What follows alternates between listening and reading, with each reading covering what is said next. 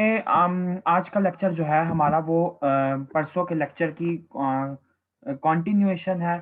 और इसके अंदर हम लोग एसोफेगस का जो कैंसर है उसको बेसिकली डिस्कस करेंगे और साथ गर्ड का ट्रीटमेंट। अच्छा, एक बात बच्चे मैं छोटी सी हाईलाइट करता चलूँ, आज का लेक्चर जो होगा हमारा वो थोड़ी देर का होगा, बहुत ज़्यादा लेंथी नहीं होने वाला, क्योंकि I am at home due to some urgency. तो I have taken out some time कि आप लोगों को फर्दर कॉम्प्रोमाइज ना करना पड़े। सो without any delay, just start together. Kindly hold your pens and pages. अच्छा, सबसे पहली बात बच्चे, मैं आप लोगों को चीजें ना थोड़ी सी मिक्स फॉर्म में करवाऊंगा। तो जब इंशाल्लाह ताला आप लोग बुक से देखेंगे तो आप लोगों को चीजें आप लोग कंपोज फॉर्म में, मतलब जब आप लोग बुक से पढ़ेंगे तो आप लोगों को आसानी होगी फिर, ठीक है। फिलहाल आप लोगों ने फोकस इस बात पे करना है कि मैं आप लोगों को जितने भी पॉइंट्स यहाँ पे लिखवा रहा हूँ वो डिफरेंट हैं थोड़े से, और समराइज्ड वे में हैं, बेले से हट के हैं। तो सबसे पहला फोकस हमारा राइटिंग पे होना चाहिए, साथ साथ मैं चीजें आप लोगों को समझाऊंगा भी। तो बच्चे, हमारा सेगमेंट नंबर 1 सबसे पहले हम लोग डिस्कस कर लेते हैं मोस्ट कॉमन। तो सबसे पहले आपका एमसीक्यू के मोस्ट कॉमन बिनाइन नियोप्लाज्म या बिनाइन ट्यूमर जो होता है कौन सा है एसोफेगस का। तो your answer should always be leiomyoma, ठीक है। स्मूथ मसल का जो ट्यूमर होता है एसोफेगस का वो मोस्ट कॉमन ट्यूमर होता है बिनाइन। दूसरी चीज आपको यह पता होना चाहिए कि जो बिनाइन ट्यूमर एसोफेगस का इसकी मोस्ट कॉमन लोकेशन कौन सी होती है। We all know about the fact कि एसोफेगस के अपर वन थर्ड के अंदर स्केलेटल मसल होता है, मिडिल वन थर्ड के अंदर स्केलेटल प्लस स्मूथ मसल होता है, और जो बच्चे जो लोअर वन थर्ड होता है तो उसके अंदर प्योरली आपका स्मूथ मसल ही मिलता है। तो इस हिसाब से आप लोग ये देखें कि जो आपका लायोमायोमा होगा ये आपको मिलेगा हम ज्यादा प्रोपेंसिटी के साथ, ज्यादा इंसिडेंस इसका जो होता है वो लोअर वन थर्ड के अंदर होता है, और साथ ही साथ मिडिल वन थर्ड के अंदर भी आप लोगों को ये मिल सकता है। दूसरी चीज आप लोगों को ये पता होनी चाहिए कि आप लोगों का most common malignant tumour world wide कौन सा है। अब बच्चे, इसके बारे में आपकी कोई डुअल ओपिनियन नहीं होनी चाहिए। ईएनटी के अंदर भी फोर्थ ईयर के अंदर आप लोग डिटेल में ये वाली बात पढ़ के आए हैं, और यहाँ पे भी मैं बता देता हूँ। मोस्ट कॉमन मेलिग्नेंट ट्यूमर जो है वर्ल्ड वाइड, याद रखिएगा एसोफेगस का, वो हमेशा आपका स्क्वामस सेल कार्सिनोमा है, ठीक है। दूसरी चीज आपने ये याद रखनी है कि अगर आपको एमसीक्यू में आता है मोस्ट कॉमन मेलिग्नेंट ट्यूमर जो है वेस्टर्न कंट्रीज में कौन सा है, वेस्ट वर्ल्ड में, तो फिर याद रखिएगा कि option would be adenocarcinoma. Adenocarcinoma America के अलावा, वेस्टर्न वर्ल्ड और यूरोप के अलावा इतना ज्यादा कॉमन नहीं है। हालांकि ये वाली बात बिल्कुल ठीक है कि एडिनोकार्सिनोमा बहुत फास्ट रेट पे इंक्रीज करता जा रहा है, लेकिन ओवरऑल अभी भी मोस्ट कॉमन कैंसर एसोफेगस का स्क्वामस सेल कार्सिनोमा है। उसके बाद आपको यह पता होना चाहिए कि मोस्ट कॉमन रिस्क फैक्टर कौन सा है स्क्वामस सेल कार्सिनोमा के लिए। तो स्क्वामस सेल कार्सिनोमा जब भी आएगा नंबर 1 पे आपका रिस्क फैक्टर होना चाहिए स्मोकिंग, यानी कि स्मोकिंग के अलावा अगर टोबैको का ऑप्शन आए तो आप वो भी मार्क कर सकते हैं, और नंबर 2 पे बच्चे आप लोग मार्क करेंगे अल्कोहलिज्म, ठीक है। उसके बाद आप लोग को यह पता होना चाहिए कि मोस्ट कॉमन रिस्क फैक्टर कौन सा है एडिनोकार्सिनोमा के लिए। तो ये भी आप लोग का एमसीक्यू बहुत टिपिकली आता है, तो ये भी आपको पता होना चाहिए कि नंबर 1 के ऊपर है गर्ड, गैस्ट्रोएसोफेजियल रिफ्लक्स डिजीज, और नंबर 2 पे जैसे कि रॉबिन्स स्टेट करती है, तो नंबर 2 पे बच्चे जो कैंसर आता है that is your hot beverages. Hot beverages basically, hot beverages जो है वो आप ये कह लें कि गर्ड के अंदर ही आता है, क्योंकि ऐसी चीजें जो कि हॉट बेवरेजेस होती हैं, या कैफीन की इनटेक है, या कॉफी आपने स्ट्रांग ली है बहुत ज्यादा, एनसेड्स हैं, ये सब गर्ड को प्रोवोक करती हैं।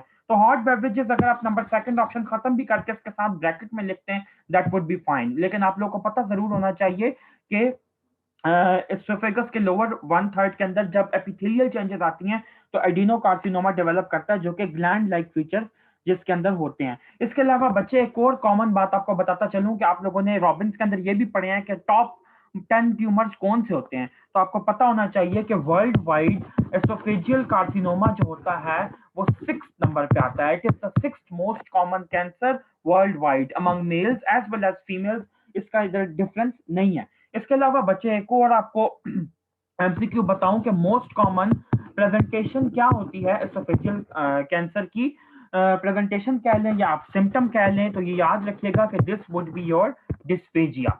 डिस्पेजिया को आप लोगों ने हमेशा मार्क करना है as the most common symptom, और मैंने आपको पहले भी बताया कि सिम्टोमेटोलॉजी से रिलेटेड आपके प्रॉफ में अक्सर औकात क्वेश्चन आ जाया करते हैं।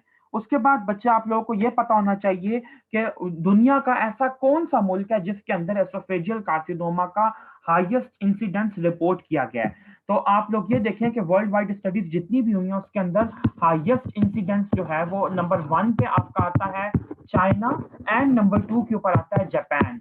ये दो कंट्रीज हैं जिनके अंदर एसोफेजियल कार्सिनोमा सबसे ज्यादा कॉमन है और हाईएस्ट इंसिडेंस रिपोर्ट किया गया है। उसके बाद बच्चे आपको नेक्स्ट बात ये बताता चलूं कि वो कौन सा कार्सिनोजन है, डाइटरी कार्सिनोजन आप कह लें या आप वैसे भी कह लें कि मोस्ट कॉमन कार्सिनोजन कौन सा है। बच्चे जहां जहां पे मैं एमसी लिख रहा हूँ तो एमसी का मतलब है मोस्ट कॉमन। तो मोस्ट कॉमन कार्सिनोजन कौन सा है एसोफेजियल कैंसर का? बच्चे ये मैं आपको बता दूं कि अभी एफसीपीएस पार्ट 1 के अंदर भी हमें ये एमसीक्यू आया था। तो वैसे देखें, आप लोगों को पता है कि जो नाइट्रोसामीन्स होते हैं वो गैस्ट्रिक कैंसर करवाते हैं। आप लोगों ने थर्ड ईयर में रॉबिन्स की पैथोलॉजी में भी ये पढ़ा है, नियोप्लेजिया के चैप्टर में। लेकिन मतलब ये भी आपके माइंड में होना चाहिए कि जीआईटी में अब स्टमक से ही रिलेटेड है आपका एसोफेगस भी उसके ऊपर। तो अगर आपको कोई और ऑप्शन दी भी गई हैं तो आपने यहाँ वहां स्ट्रे नहीं करना। Gastric carcinoma as well as oesophageal carcinoma दोनों जो होते हैं वो नाइट्रोसामीन्स की वजह से होते हैं। और ये बता दूं कि जो ग्रिल्ड फूड होता है that is a rich source of nitrosamines, ये वाली बात याद रखिएगा। बारबेक्यूड फूड जो होता है यानी कि जो ग्रिल्ड फूड होता है that is a very common source of nitrosamines. इसके अलावा बच्चे आप लोगों को ये बता दूं कि फर्स्ट लाइन इन्वेस्टिगेशन ऐसी कौन सी होती है जो कि हम लोग फर्स्ट लाइन में यहाँ पे लिख रहा हूँ, फर्स्ट लाइन इन्वेस्टिगेशन जो कि सबसे पहले हम लोग इनिशियली करवाते हैं अगर एसोफेजियल कार्सिनोमा को सस्पेक्ट कर रहे हो, तो that would always be endoscopy. कोई इसके दाएं बाएं और लफ्ज नहीं लगाना, जो सिंपल आपकी प्लेन एंडोस्कोपी होती है वो हम लोग करते हैं एसोफेजियल कार्सिनोमा के लिए। ठीक हो गया। उसके बाद बच्चे आप लोगों को बाकी इन्वेस्टिगेशंस मैं इसके साथ साथ आगे आगे बताता जाऊंगा। लेकिन इसके अलावा आपको यह पता होना चाहिए कि एसोफेजियल कार्सिनोमा जब भी होता है, बच्चे ये सिर्फ एसोफेजियल कार्सिनोमा से रिलेटेड बात नहीं बताने लगा जो मैं आगे बता रहा हूं, बल्कि बाकी कैंसर्स के अंदर भी हम लोग यही ट्रेंड फॉलो करते हैं कि एसोफेजियल कार्सिनोमा के जो मेट्स होते हैं, मेटास्टेसिस होते हैं बेसिकली, तो हिमेटोजेनस जो मेटास्टेसिस होते हैं जो कि ब्लड के थ्रू फैले होते हैं, उनको ट्रेस करने के लिए मोस्ट कॉमन इन्वेस्टिगेशन कौन सी यूज होती है? ये बेले की लाइन है। और इसके अलावा ये बताऊं कि एक प्राइवेट मेडिकल कॉलेज के सेंडअप के एमसीक्यू के पेपर में ये वाला क्वेश्चन सिंपल बेले की लाइन उठा के दी हुई थी। तो आप लोगों को पता होना चाहिए कि कंप्यूटेड टोमोग्राफी यानी कि सीटी स्कैन जो है वो एक प्रिंसिपल इन्वेस्टिगेशन है इसको जो हिमेटोजेनस मेट्स को डिटेक्ट करने के लिए। ठीक हो गया। तो बच्चे ये थे आज के बहुत ज्यादा जो इंपॉर्टेंट पॉइंट्स थे मोस्ट कॉमन। उसके अलावा बच्चे थ्योरेटिकल कौन कौन सी ऐसी बातें हैं जिनको मैं यहाँ पे लाजमी हाईलाइट करना चाह रहा हूँ, गर्ड से रिलेटेड भी और एसोफेजियल कार्सिनोमा से रिलेटेड भी, क्योंकि कल एक बच्चे ने ग्रुप के अंदर ये भी कहा था कि मतलब टेक्निक्स के रिलेटेड अभी हमें इतनी ज्यादा इंफॉर्मेशन नहीं है। तो बच्चे टेक्निक्स आज आप लोगों को मैं खोल खोल के बताने लगा हूं। तो लेकिन याद रखिएगा कि देखें बेले जो है वो हम लोग एफसीपीएस पार्ट 2 मतलब जब कार्य होते हैं, ट्रेनिंग कार्य होते हैं, तो उसके आईएमएम एग्जाम के लिए भी पढ़ते हैं, इवन कि उसके फाइनल एग्जाम के लिए भी पढ़ते हैं। तो आप लोगों को टेक्निक्स के स्टेप्स सारे के सारे नहीं भी आते तो दैट्स टोटली फाइन। दूसरी बात मैं ये बताऊं कि जो आज का लेक्चर है इसके अंदर हम लोग फिगर्स नहीं देखेंगे। मैंने आप लोगों को पहले पिछले लेक्चर में भी ये बताया था। उसकी वजह यह है कि फिगर्स आप लोग की बुक में अवेलेबल होंगी, वो बेशक आप लोग देख लीजिएगा। और मैं ट्राई करूंगा कि अगर कुछ इमेजेस ऐसी हैं तो वो मैं ग्रुप में अभी लेक्चर के एंड पे अपलोड भी कर दूं। तो सबसे पहले बच्चे आप लोग ये देखें कि जो आपकी एसोफेजेक्टमी होती है वो मेनली ब्रॉडली जो कॉमनली यूज होती है वो दो तरह की होती है। कौन कौन सी? एक होती है 2 स्टेज एसोफेजेक्टमी और दूसरी होती है बच्चे 3 स्टेज एसोफेजेक्टमी। और इन दोनों का जो प्रिंसिपल एप्लीकेशन है, जो इनके फायदे हैं, नुकसानात हैं, वो अलग अलग मैं आप लोगों को अभी लिखवाने लगा हूं। एक सेकंड के लिए वेट कीजिएगा बस। Let me take out my page and then हाँ जी चलो। सबसे पहले बच्चे यहाँ पे हेडिंग दो 2 स्टेज एसोफेजेक्टमी की। मैं एसोफेजेक्टमी का वर्ड यहाँ पे नहीं लिख रहा। और दूसरी मैं लिख रहा हूँ 3 स्टेज एसोफेजेक्टमी। मैं आप लोगों को उनकी कंपैरेटिव स्टडी करवाने लगा हूँ। जब आप लोग इसका कंपैरिजन करेंगे तो जब भी आप लोगों को एसोफेजियल कार्सिनोमा का क्वेश्चन आता है और उसका ट्रीटमेंट पूछा जाता है तो आप लोग बहुत इजीली इंशाल्लाह ताला उसको लिख लेंगे। तो सबसे पहले बच्चे आप लोग देखें कि जो 2 स्टेज एसोफेजेक्टमी होती है इसका नाम क्या होता है? Ibis Ivoire Lewis. ठीक है, इसका दूसरा नाम होता है आइवर लीविस एसोफेजेक्टमी। और बच्चे जो आपकी 3 स्टेज एसोफेजेक्टमी होती है तो इसका नाम होता है मैककियोन एसोफेजेक्टमी। ठीक हो गया, मैककियोन। ये आप लोग काइंडली नोट कर लीजिए। अगर किसी जगह पे मुझे थोड़ी सी कंफ्यूजन है, अगर मैं गलत हूं तो मुझे बाद में आप करेक्ट भी कर सकते हैं, लेकिन फिलहाल आप इसको नोट कर लीजिए। अब उसके बाद जो भी बता रहा हूँ वो कंफर्म है, सिर्फ इसके नाम में मुझे थोड़ी सी कंफ्यूजन थी। टू स्टेज एसोफेजेक्टमी जो होती है वो मिडल, आप ये कह लें कि मिडल या फिर लोअर वन थर्ड का अगर कैंसर हो, ठीक है, middle plus minus lower one third oesophagus का मिडल वन थर्ड या लोअर वन थर्ड एसोफेगस की अगर इन्वॉल्वमेंट हो तो फिर आप लोग टू स्टेज करते हैं।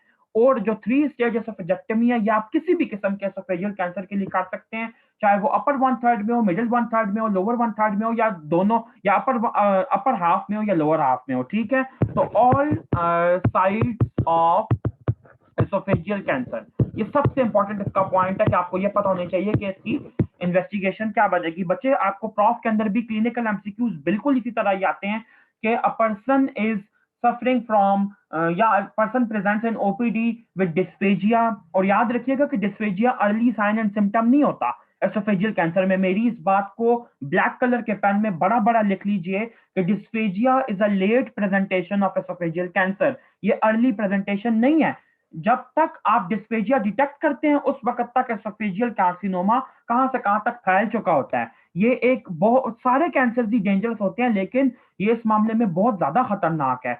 भूख का कम लगना यानी कि लॉस ऑफ एपेटाइट या एनोरेक्सिया, और दूसरा वेट लॉस, इसके ऊपर आपको लाजमी गौर करना होगा पेशेंट की हिस्ट्री लेते वक्त। तो अगर आपको क्लिनिकल सिनेरियो ये दिया जाता है कि एक बंदा एनोरेक्सिया से सफर कर रहा है, साथ ही साथ उसको वेट लॉस है, और वो कहता है कि मुझे डिस्फेजिया नहीं है, मतलब उसको खाने में दिक्कत नहीं है, लेकिन उसे कोई फॉरेन बॉडी सेंसेशन आती है, तो आपको ये कहा जाता है कि जब हमने एग्जामिनेशन परफॉर्म किया तो हमें पता चला कि उसके मिडिल लोअर वन थर्ड के अंदर फॉर एग्जांपल सिर्फ इन्वॉल्वमेंट एसोफेजियल कैंसर की, और वो और कहीं भी नहीं फैला। तो आप कौन सी एसोफेजेक्टमी परफॉर्म करेंगे, आइवर लीविस या McKeown? Obviously you will go for Ivor Lewis, क्योंकि सिर्फ लोअर वन थर्ड की इन्वॉल्वमेंट है।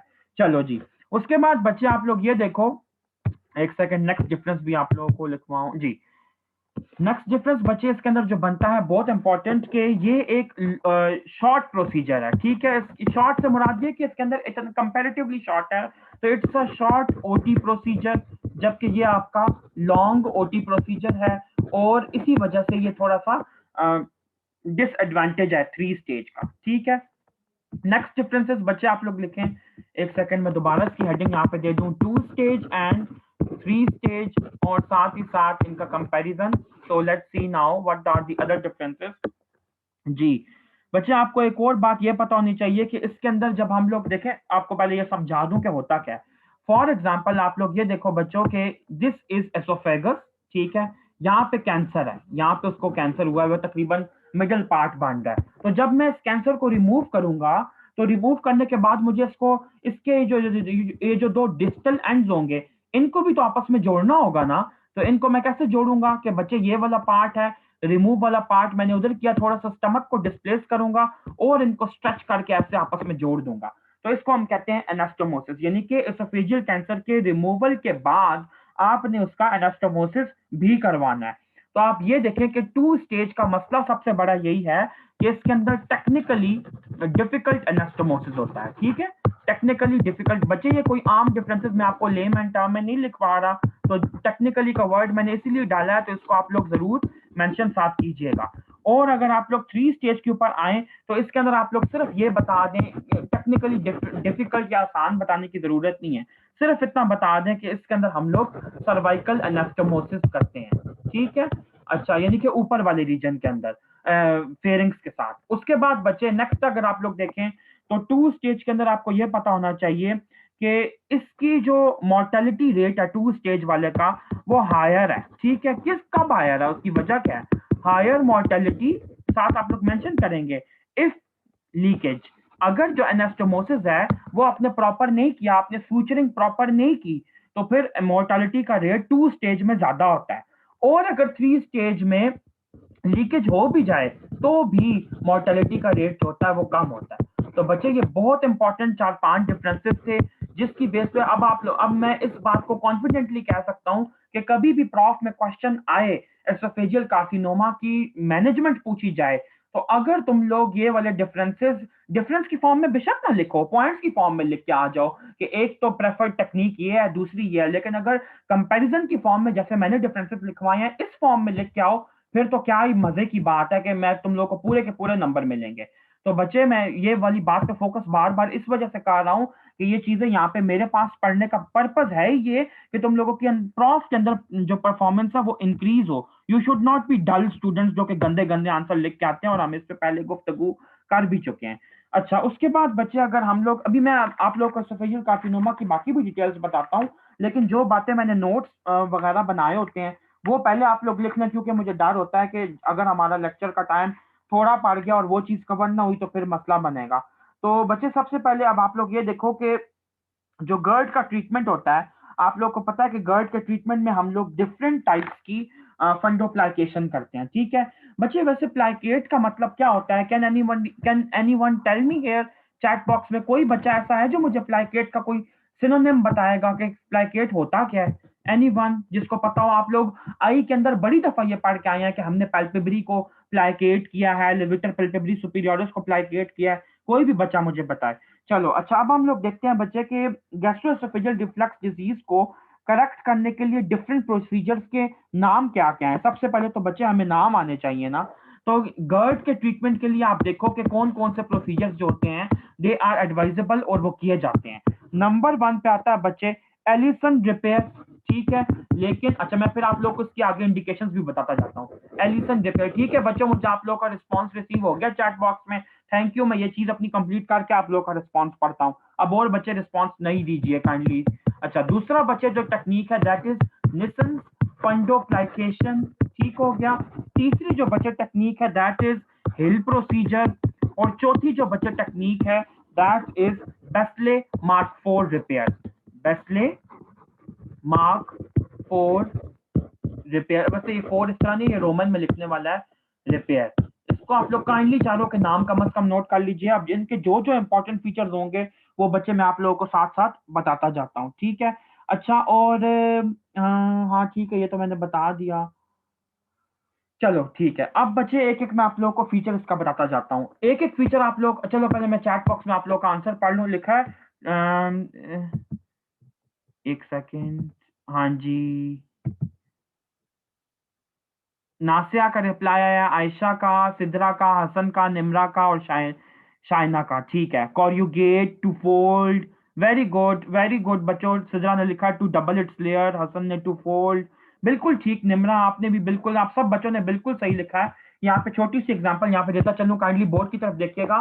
फॉर एग्जाम्पल, अगर कोई चीज ऐसी सीधी है, ठीक है, और उसकी जो लेंथ है वो आपको इश्यू करवा रही है, उसकी लेंथ की वजह से आपको कोई ना कोई पैथोलॉजी फेस करनी पड़ रही है, तो आप उसको प्लाइकेट कर देंगे ऐसे करके, ठीक है। उसकी 2 लेयर्स बना देंगे, उसको उसके ऊपर ही सेल्फ फोल्ड कर देंगे, ये इसका मतलब है, ठीक है, प्लाइकेशन का। सब बच्चे काइंडली इस बात को नोट कर लीजिए। जिस बच्चों को समझ नहीं आई तो आप लोग एक दफा काइंडली गूगल इमेजेस में जाके लिखिएगा प्लाइकेशन, वहां पे आप लोगों को ये वाली चीज क्लियर हो जाएगी फर्दर। चलो अब बच्चों देखो कि मैं आप लोग को जो जो इसका इंपॉर्टेंट बात बताता जा रहा हूँ, ये बेले का एक्सट्रैक्ट है, तो इसको नोट कर लो। इसको याद करना तो आप लोगों को फिर बेले नहीं पढ़नी पड़ेगी। एलिसन रिपेयर बच्चे हम उस केस में करते हैं जब गर्ड की कॉज जो है वो कोई हाइटल हर्निया हो, और हाइटल हर्निया की 4 टाइप्स में आप लोगों को ऑलरेडी बता चुका हूं, रोलिंग, स्लाइडिंग, मिक्स्ड फॉर्म, और जिसके अंदर दूसरे विसरा भी ऊपर आ जाते हैं। तो एलिसन रिपेयर के अंदर बच्चे आपने ये लिखना है कि व्हेन हर्निया इज प्रेजेंट, ठीक है, हाइटल hernia, when हाइटल hernia is present, तो फिर हम लोग एलिसन रिपेयर करते हैं। अब इसकी डिटेल में जानने की कतन कोई जरूरत नहीं है कि वो हम लोग क्या करते हैं और क्यों करते हैं। दूसरा बच्चे जो आपका रिपेयर की एक और टेक्निक है तो वो है फंडोप्लाइकेशन, ठीक है। अब फंडोप्लाइकेशन के मुतालिक बच्चे मैं बता दूं, यहां से आप लोग निजन का वर्ड अभी काट दें, मैं आपको फंडोप्लाइकेशन की फर्दर टाइप्स बताता हूं। फंडोप्लाइकेशन की बच्चे आप लोग पहले ये वाली टाइप देखें कि एक होती है टोटल फंडोप्लाइकेशन, ठीक है। दूसरी होती है आपके पास पार्शियल फंडोप्लाइकेशन, जो कि पोस्टीरियरली अगर हम लोग करें, बल्कि पार्शियल की आगे से फर्दर 2 टाइप्स होती हैं। एक होती है पोस्टीरियरली अगर हम लोग करें, दूसरी होती है एंटीरियरली। मैं आप लोगों को ग्रुप के अंदर इसके इमेजेस भेज दूंगा, परेशान होने की कतन जरूरत नहीं है। सिर्फ अभी ये इंपॉर्टेंट बातें नोट कीजिए और साथ इसके सिनेरियोस बना के आप लोगों को दिखाता हूं। तो अब आप लोग ये देखो बच्चों कि जो टोटल प्लाइकेशन होती है, इसका बेसिकली नाम होता है निजन फंडोप्लाइकेशन। ठीक है, इसको हम लोग कहते हैं निजन फंडोप्लाइकेशन। जो पार्शियल फंडोप्लाइकेशन होती है उसके अंदर फर्दर टू टाइप्स हैं, पोस्टीरियरली एंड एंटीरियरली। जो पोस्टीरियरली वाली है उसका नाम है टूपेट फंडोप्लाइकेशन। ठीक है, और जो एंटीरियरली है बच्चे उसका नाम है डॉर्स फंडोप्लाइकेशन, या इसको वाटसन फंडोप्लाइकेशन भी कहते हैं। अब आप लोग बच्चों ये सोच रहे होंगे कि इसने तो हमारा दिमाग खा लिया है, हमने हमारे मगज की चटनी बना दी है इसने, ये इतने सारे नाम लेके। लेकिन बच्चों ये इसी नाम से आपके प्रॉफ में आती है, और वहां पे आपको ये नहीं बताया जाता कि पार्शल कौन सी और पोस्टीरियरली कौन सी है। छोटा सा एक क्लिनिकल सिनेरियो आपको बना के बताता हूँ कि एक बंदा है जो कि गर्ड से सफर कर रहा है। ठीक है, और आप ये देखते हो कि उसके एसोफेगस में पोस्टीरियर साइड पे यानी कि पोस्टीरियर वॉल के ऊपर आपको मेटाप्लेजिया नजर आ रहा है, यानी कि बैरेट्स एसोफेगस डेवलप हो रहा है आहिस्ता आहिस्ता। तो वो बंदा जो है वो उसकी कोई कॉन्ट्राइंडिकेशन नहीं है सर्जरी के लिए, और आप उसकी सर्जरी करने के लिए अब मतलब तैयार हो, आप भी तैयार हो और वो खुद भी तैयार है। लेकिन अब कौन सा प्रोसीजर हम लोग परफॉर्म करेंगे, तो आपको ऑप्शन ऐसे दी जाएंगी, निजन फंडोप्लाइकेशन, टूपेट्स फंडोप्लाइकेशन या डॉर्स फंडोप्लाइकेशन। तो आप क्या कहोगे? टूपेट्स फंडोप्लाइकेशन। क्यों? क्योंकि मैंने बोला ये कि हमें उसके पोस्टीरियर एसोफेगस की परफॉर्म करनी है, और उसके पोस्टीरियर एसोफेगस की इन्वॉल्वमेंट कंप्लीटली हो चुकी है। एंटीरियर और लैटरल वॉल जो है, मतलब आप कह लो क्यों हुआ होता तो वो लूमिनल है, मैं आप लोगों को वैसे ही इमेजिन करवा के बता रहा हूँ। तो आप लोगों का ये इसकी बेसिक एप्लीकेशन है कि अगर आप लोगों को ये नाम आते होंगे तो ही आप लोग आगे कुछ कर सकते हैं, वरना नहीं, आगे मसला होगा एमसीक्यू सॉल्व करने में। अच्छा, उसके बाद बच्चे एक और बात ये बता दूं कि चलो अच्छा, मैं निजम्स और इनका कंपैरिजन वाली बात बाद में बताता हूँ। जो बच्चे हिल प्रोसीजर है और साथ ही साथ जो बेस्ले मार्क 4 रिपेयर है, तो इसके लिए मैं आपको एक इमेज भेजूंगा, इनकी डिटेल्स में जाने की कतन बिल्कुल भी कोई जरूरत नहीं है। ठीक है, अच्छा, उसके बाद आप लोगों को ये पता होना चाहिए बच्चे कि ये 4 प्रोसीजर तो आपने कर लिए, लेकिन अब जैसे जैसे लेप्रोस्कोपी का जमाना है और ज्यादा हम लोग एडवांसमेंट की तरफ जा रहे हैं, तो आप लोग ये लिखेंगे कि जो गोल्ड स्टैंडर्ड ट्रीटमेंट है that is basically your laparoscopic fundoplication. ठीक है, इसके अंदर कोई डुअल ओपिनियन नहीं होना चाहिए आप लोगों का। जो लेप्रोस्कोपिक प्रोसीजर्स हैं they are always preferable and superior to all these procedures that I have mentioned earlier।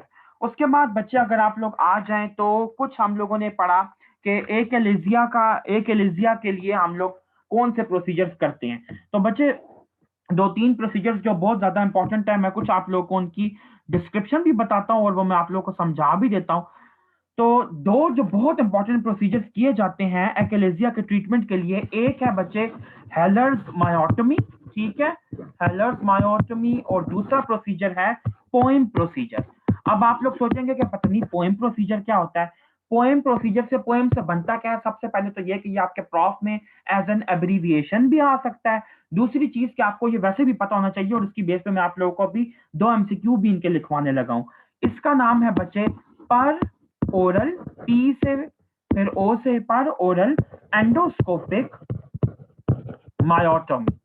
ठीक है, पर ओरल एंडोस्कोपिक मायोटोमी यानी कि ओरल रूट के थ्रू एंडोस्कोपिक मायोटोमी अगर की जाए। अब आप इनके दो एमसीक्यूज पहले नोट कर लीजिए ताकि मैं इजी फील करूं कि मैंने सबसे इंपॉर्टेंट बात बता दी है। हेलर्स मायोटोमी जो है ये अभी तक गोल्ड स्टैंडर्ड समझा जाता है एकेलेजिया के ट्रीटमेंट के लिए। ठीक है, एकेलेजिया के ट्रीटमेंट के लिए गोल्ड स्टैंडर्ड समझा जाता है, लेकिन आइडियल ट्रीटमेंट क्या है? पोएम। ये बात याद रखनी है बच्चों। मैं आप लोगों को पहले इन टर्म्स से भी कुछ बता दूं। देखो, गोल्ड स्टैंडर्ड जो है वो हेलर्स मायोटोमी है। तो आपके माइंड में ये सवाल आना आएगा कि ये किस तरह की बात है, आइडियल पोएम है, यानी कि आइडियल से कह लें आप मुराद के सुपीरियर है।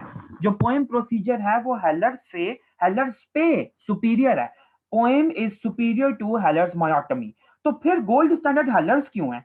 बच्चे गोल्ड स्टैंडर्ड हेलर्स इस वजह से है कि पर ओरल मायोटोमी जो है तो वो इतना कॉमनली अभी परफॉर्म नहीं किया जाता, क्योंकि जो सर्जन हैं they are also evolving with time, और उनकी टेक्निक्स भी नई से नई आती जा रही हैं वक्त के साथ साथ।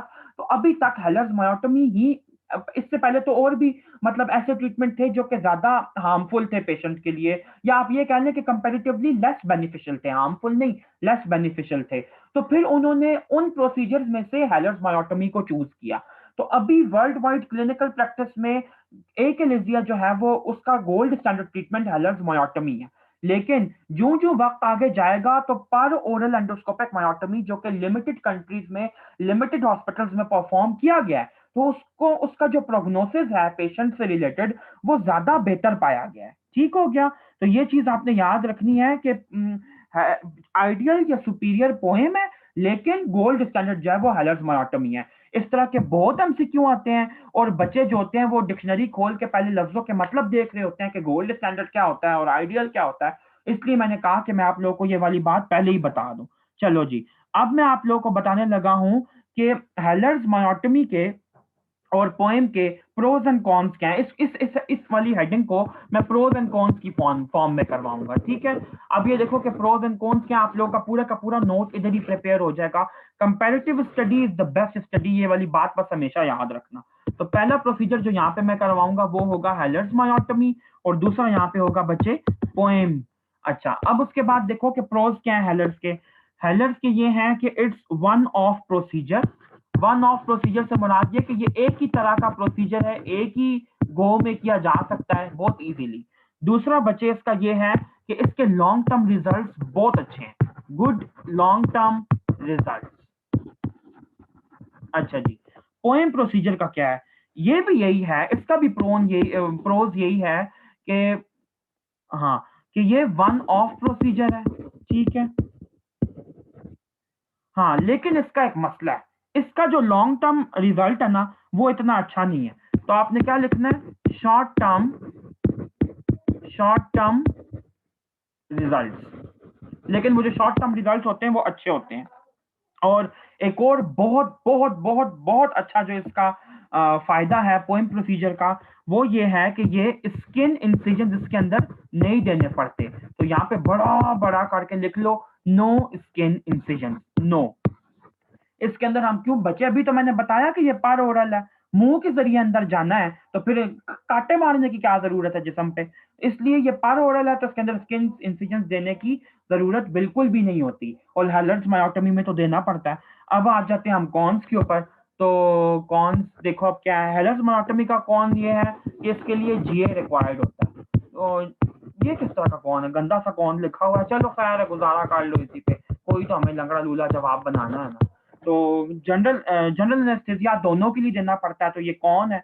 हाँ वैसे सही बात है बच्चे, बात असल में ये है कि जनरल एनेस्थीसिया के ना, देखो हमें पेशेंट को ऑपरेट तो करना है, उसकी जो प्राइमरी पैथोलॉजी है उसको तो खत्म करना ही करना है, तो एनेस्थीसिया तो हमें देना पड़ेगा। लेकिन आप जब अभी इंशाल्लाह ताला क्लिनिकल प्रैक्टिस में जाओगे, और अभी भी आप वार्ड में देखते होगे कि जब हम एनेस्थीसिया के लिए कॉन्सेंट साइन करवाते हैं, तो उसमें हम लोग खुल खुला के क्लियरली ये बताते हैं कि ऐसा भी हो सकता है कि मरीज का ऑपरेशन बिल्कुल कामयाब हो, लेकिन वो बेहोशी से लेट वापस आए या वापस आए ही ना, ऐसा भी हो जाता है।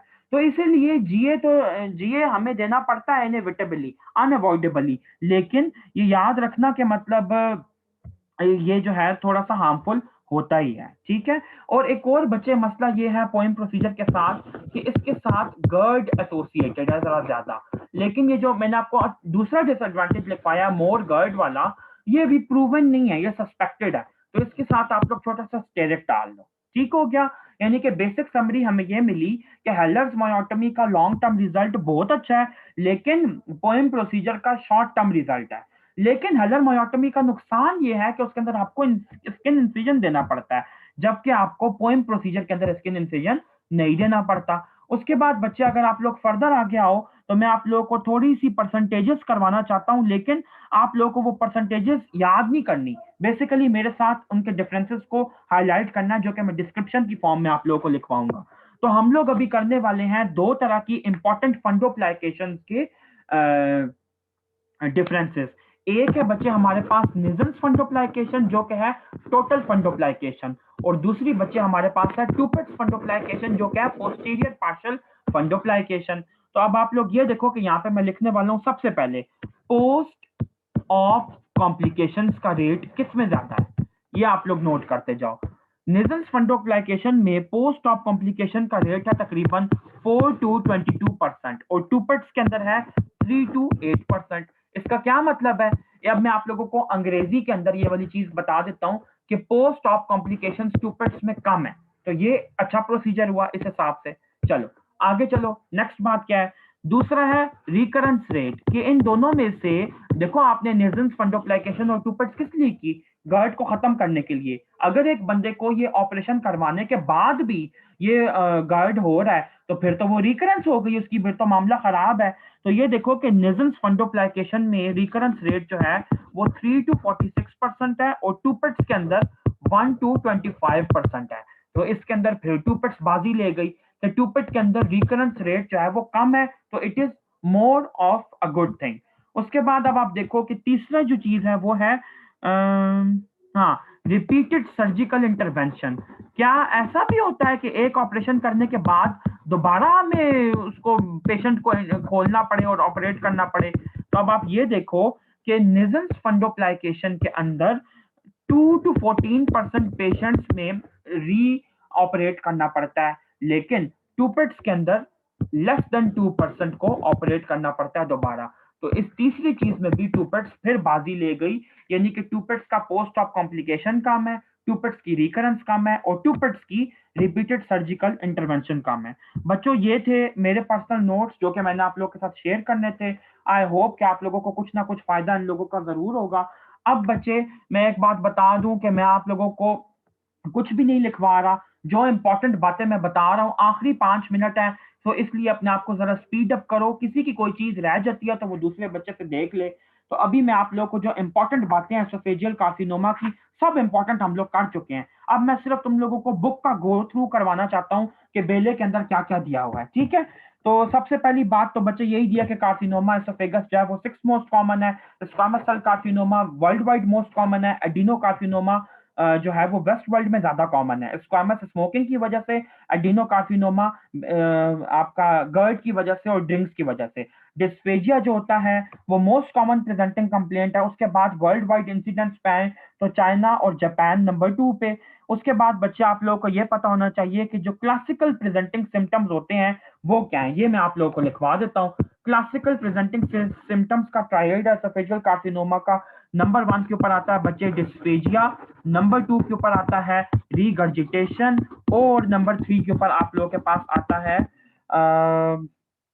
Weight loss. ठीक है, ये वाला ट्रायड आप लोगों ने हमेशा हमेशा याद रखना है। जितनी भी ट्रायड्स मैं आप लोगों को करवाऊं वो आप लोगों ने नहीं बोलने, मैंने पहले ही बता चुका हूं कि जो बच्चा ट्रायड इतनी सिंपल चीजों के भूलता है तो फिर उसका काम खराब है फिर। चलो आगे देखो। उसके बाद बच्चे आप लोगों को ये बताऊं कि एडवांस डिजीज के साइन एंड सिम्टम्स क्या होते हैं, जो आप अगर for example oesophageal carcinoma invade कर चुका है तो उसके क्या होते हैं। अच्छा, एक और इंपॉर्टेंट एमसीक्यू आप लोगों को बताना था, इसको नोट कर लो बच्चे। एसोफेगस जो होता है वो as a secondary organ cancer के अंदर बहुत कम इन्वॉल्व होता है। मेरी बात कहने का क्या मतलब है? बात कहने का ये मतलब है कि आप देखो, जैसे हम लोग कहते हैं कि कोई आपका लिवर का कैंसर है, फॉर एग्जांपल लिवर का कोई कैंसर है जो कि प्रोस्टेट में चला गया है, यूरिनरी ब्लैडर में चला गया है, या आप ये कह लो कि कोई लंग का कैंसर है जो कि किडनी में चला गया है, वर्टिब्री में चला गया है। तो वर्टिब्री इस केस के अंदर सेकेंडरी ऑर्गन हुए ना। तो एसोफेगस एक ऐसा ऑर्गन है जो बिल्कुल भी सेकेंडरी कैंसर इन्वॉल्वमेंट में या मेटास्टेसिस रिसीव करने में बाकी ऑर्गन से लीस्ट नोन ऑर्गन है। सिर्फ एक ही ऐसा कैंसर है जो कि सेकेंडरीली इन्वॉल्व करता है एसोफेगस को, and that is bronchogenic carcinoma. Please इसको नोट कर लो। और इसकी भी वजह यह है कि ट्रेकिया जो है वो आगे की तरफ है और एसोफेगस पीछे है, तो लोकल प्रॉक्सिमिटी की वजह से ये दोनों एक दूसरे ये इन्वॉल्व कर सकता है इसको। ठीक है। अच्छा, अब आप लोग देखो कि एडवांस डिजीज के साइंस क्या क्या होते हैं। रिकरेंट लेरेंजियल नर्व की पाल्सी आपको मिल सकती है, यानी कि हॉर्सनेस ऑफ वॉइस मिल सकती है। हॉर्नर सिंड्रोम आपको मिल सकता है पेशेंट के अंदर। इसके अलावा आपको क्रॉनिक स्पाइनल पेन मिल सकता है उस पेशेंट के अंदर। और साथ ही साथ आप लोग को यह पता होना चाहिए कि डायफ्रामेटिक पैरालिसिस हो सकता है पेशेंट का। डायफ्राग्मेटिक पैरालिसिस होगा तो वो तो गया, वो तो फोटो उसको तो मतलब ये सांस की दिक्कत शदीद शुरू हो जाएगी।